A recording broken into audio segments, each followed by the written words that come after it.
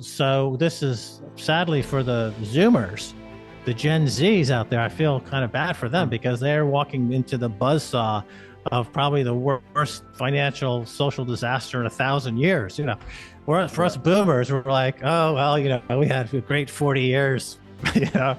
But for the Zoomers and the millennials, though, it's a dire situation. So I would encourage the younger generations, load up on Bitcoin, because that is definitely a way to create a bulwark against what I perceive to be a growing cascade of interlocking and reinforcing problems. Max Keiser is an influential Bitcoin evangelist and businessman. He is well known for his firm stance on Bitcoin and for being an early adopter of the cryptocurrency. In this clip, we'll examine Keiser's most recent interview, in which he discusses his outlook on Bitcoin and its potential. He sees digital currencies as the wave of the future and offers investment guidance to those who are eager to capitalize on this trend. Keiser thinks Bitcoin is beautiful and that it has the capacity to bring peace and healing to the world. Bitcoin, in his perspective, is more than just a means to financial independence. It is also a tool for self-authorship, empowering people to break free of the control of others and of the state. A decentralized digital currency with inflation-proof wealth, Bitcoin, in his view, has the capacity to bring the world together.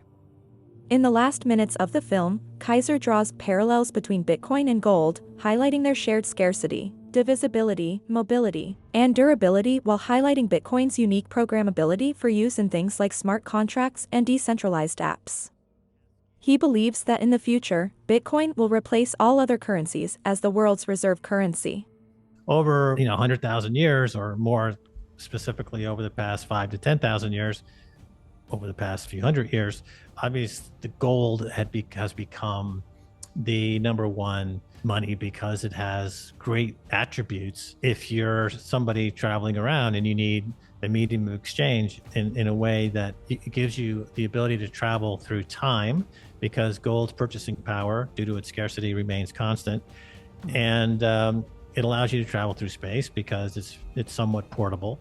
It's divisible, it's fungible. So with gold, you have the ability to be free, to walk anywhere. I think you can go anywhere in the world. If I have gold, they'll take it. That's the great thing about gold. Flash forward to Bitcoin. Bitcoin does everything that gold and money we expect it to do, except it does it better. It does it in the digital age. It's more secure, it's more portable, everything that we talk about Bitcoin. So Bitcoin represents the long search for perfect money. In that sense. And as a result, it has caused massive neurological problems in people who are incapable of handling this idea of perfect money. Again, so you have someone like a Sam Bankman-Fried who looks at the quote unquote crypto market and becomes the biggest crook in history. And then you have somebody like a Michael Saylor or a President Bukele who looks at it and says, this is actually a way to help or engineer our lives and our economy in ways that are going to benefit everybody, right? So it has this is where we're at now with Bitcoin. It's cleaving the society. I don't like to throw in biblical references really, because it's contentious and everybody throws a fit. But nevertheless, the literature in various religions is outstanding at times. And you learn a lot from reading books like the Bible. And with Bitcoin, similarly, once you get the Bitcoin meme and once it's in your mind and it's kicking around and rearranging your brain, it doesn't stop. You don't wake up tomorrow and like, well, that Bitcoin thing was interesting, but I'm going to start crocheting now and making puppets for dogs. No, it's still working in your brain, whether you want it or not. Right. So I think we're at a point where there's no turning back, for humanity. Not to be overly dramatic, but I think that given the current state of affairs around the world, and with the fiat money machine now going into hyperbolic overdrive, and all the excesses that were brought on by fiat money, all of the, the malinvestments that are made possible through the money printers, has created a dystopian nightmare. Stacy and I were traveling in Mexico City a few years ago, and we stumbled into this art exhibit really spontaneously had just, it was actually held at their bank. It may have been one of their central banks. They had an art exhibit in the actual building. And I saw something there that I think about almost every other day. I think about this. And this is a moment of aesthetic transformation where I saw a work of art. The artist spoke in my brain and rearranging furniture involuntarily. I had no choice in the matter. I simply saw the world differently. It was a piece where you have a set of stairs that are going down facing a mirror. And on the top of the staircase, you had people. And then subsequent steps down the stairs, presumably the afterlife, these people would become who they truly are.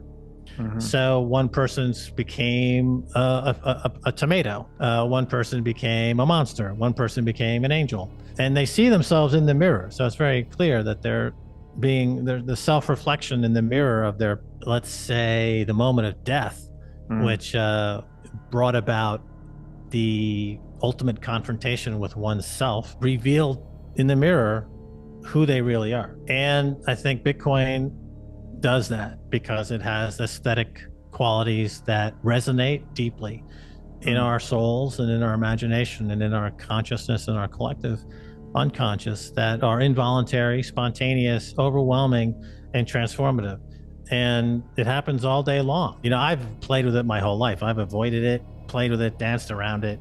And it's been a struggle, actually, because Bitcoin is a way to stay focused, because it's the engineering is so beautiful. The incentive model is so perfectly balanced, and it'll bring you peace. Bitcoin is peace.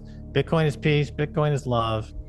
And if you open yourself to the protocol, it can heal you.